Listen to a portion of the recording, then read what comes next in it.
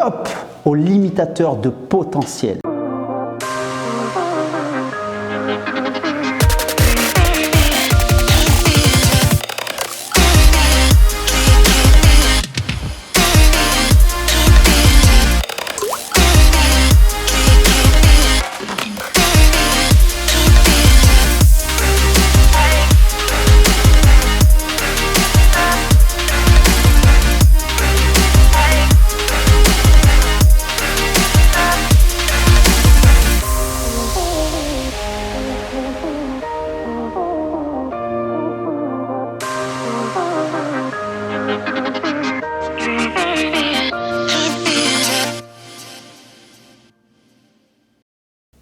Bonjour, ici Morad Hassani, coach mental et expert en perte de poids durable. Aujourd'hui, j'aimerais te parler de limitateurs de potentiel.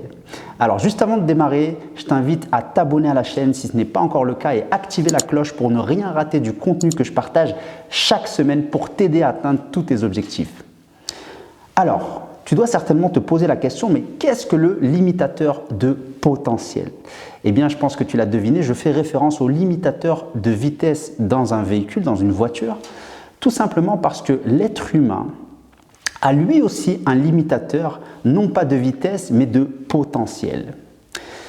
Et pourquoi je fais référence justement à ce limitateur de vitesse? Si on prend l'exemple d'une voiture par exemple et qu'on est sur une route limitée à 50 km/h et que j'active mon limitateur de vitesse, j'aurais beau accélérer sur la pédale, eh bien je n'arriverai pas à dépasser cette limite de 50 km/h.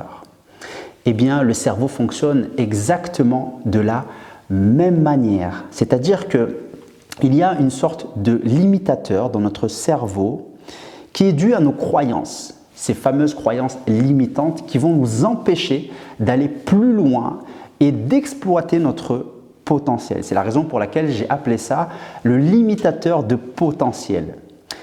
Donc, si je fais référence au limitateur de vitesse, c'est que le limitateur de vitesse dans une voiture, il y a possibilité de le désactiver ou de le débrancher si on veut.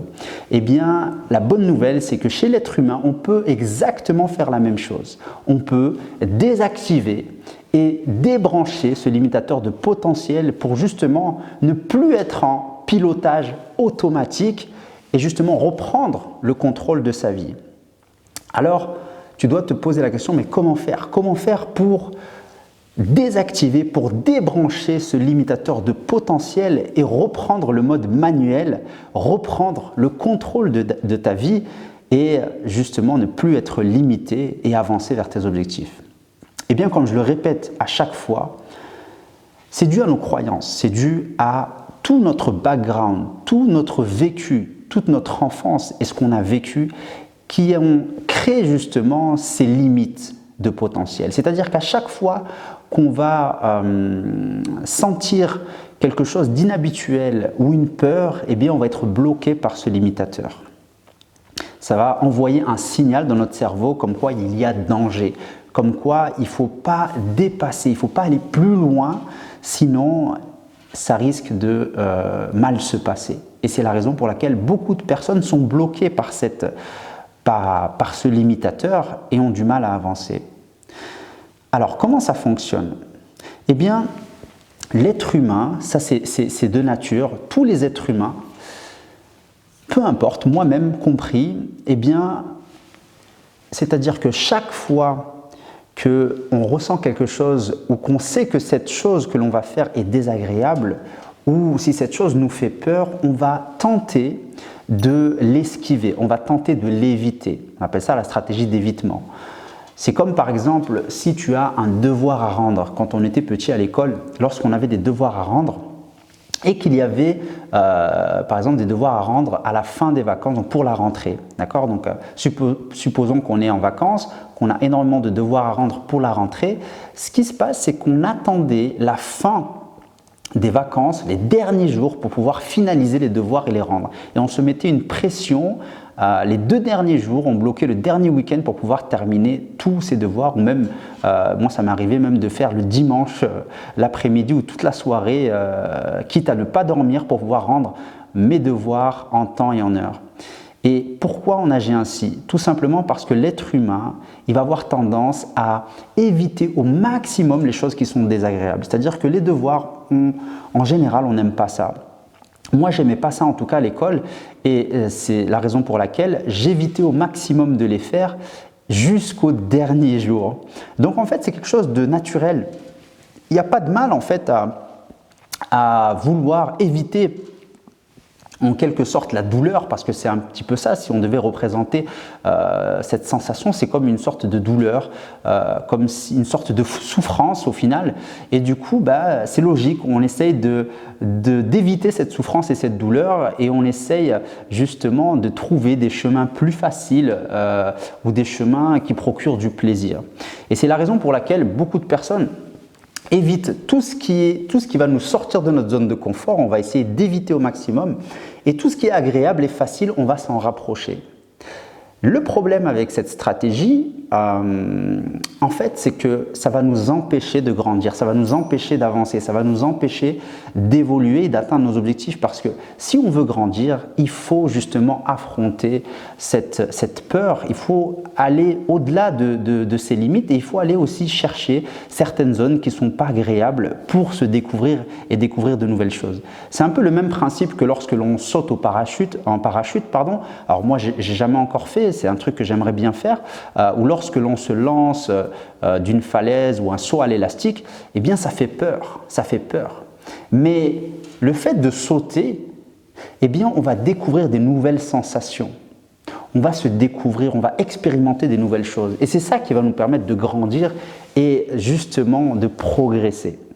Mais si on reste constamment dans cette zone de confort, cette zone où on se sent bien, cette zone où on est vraiment confortable, eh bien, on n'expérimente pas de nouvelles choses parce que c'est des choses où l'on se sent bien en fait. C'est des choses que l'on maîtrise entre guillemets. Mais le souci, c'est que si on veut apprendre des choses, il faut faire des choses nouvelles. Et ces choses nouvelles, en général, elles ne sont pas agréables au départ. Et elles finissent par le devenir. Donc, c'est exactement le même principe aujourd'hui. J'essaie de te transmettre. Et c'est la raison pour laquelle je t'ai parlé de pilotage automatique. C'est-à-dire que tu vas être contrôlé par tes émotions. Et à chaque fois qu'il y a ce signal d'alarme, comme un tableau de bord dans une voiture, ou que tu vas ressentir justement cette sensation désagréable, tout de suite, tu vas chercher à l'éviter, tu vas chercher à l'esquiver. Et malheureusement, ça va être compliqué pour toi justement d'avancer vers tes objectifs. Donc, il faut que tu comprennes ce concept, d'arrêter d'éviter cette sensation désagréable, d'aller justement affronter tes peurs. Je sais que ce n'est pas facile, mais je te garantis que ta vie ne sera plus la même. Comme on dit, c'est dans ta zone d'inconfort que tu évolues, c'est dans ta zone d'inconfort que tu vas apprendre des choses et que tu vas grandir. Donc, vas-y, lance-toi. Si aujourd'hui tu as une décision à prendre qui te fait peur, une décision qui est challengeante pour toi, une décision qui vraiment, tu sens qu'au fond de toi, c'est la bonne décision à prendre et que tu n'as pas envie de le faire, c'est la bonne décision. Et je te garantis, lance-toi. Et tu verras que ça sera l'une des meilleures décisions de ta vie. Et il y a juste à faire un petit retour en arrière sur ta vie. J'en suis sûr que tu as affronté certaines peurs, tu as affronté certaines choses qui étaient désagréables. Et pose-toi la question, est-ce que ces décisions, justement, ce n'est pas les meilleures décisions que tu as prises jusqu'à aujourd'hui? Je pense que oui. En tout cas, la majeure partie ont été les meilleures décisions de ta vie. Voilà, c'est tout pour moi. En tout cas, j'espère que cette vidéo t'a permis de prendre conscience et de te faire réfléchir et surtout d'avancer. C'est surtout ça qui nous intéresse. Donc, passe à l'action. Ne te contente pas de regarder cette vidéo, mets les choses en pratique et je te garantis que les choses ne seront plus pareilles. On se dit à très vite dans une prochaine vidéo et pense à t'abonner à la chaîne et à activer la cloche pour recevoir toutes les notifications et ne rien rater pour les prochaines vidéos. Je te dis à très vite. Bye bye.